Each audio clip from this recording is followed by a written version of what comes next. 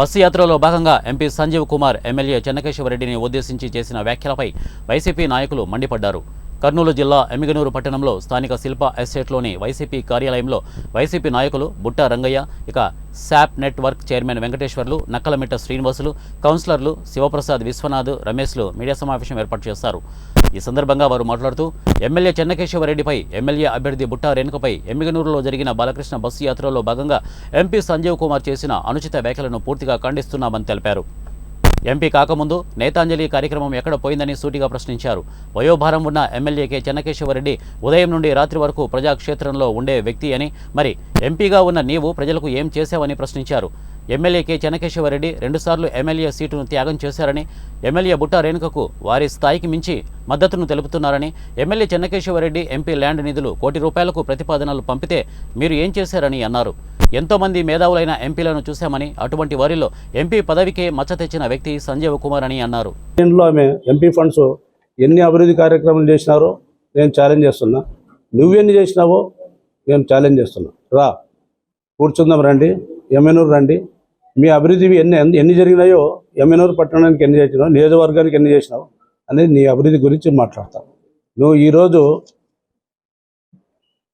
Ticket ఇవ్వలేదని చెప్పి నీకు జగనన్న ఎంపీ పదవి ఇచ్చి ఢిల్లీలో పార్లమెంట్లో కూర్చోబెడితే ఈరోజు నీవు చేసుకున్న నిర్వాకం ప్రజలకు సేవ చేయలేదు, నీకు టికెట్ రాలేదు.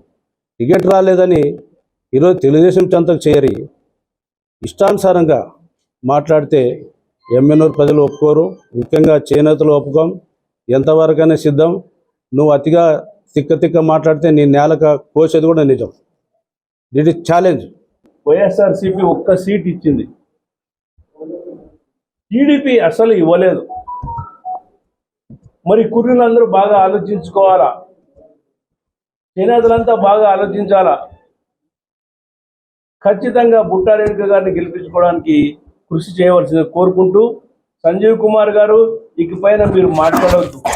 మాట్లాడితే ఈ వ్యూవర్ సమాజం భరించదు, తగిన గుణపాఠం మీకు చెప్తాది ఏంటని ఈ సందర్భంగా మేము హెచ్చరిస్తున్నాం.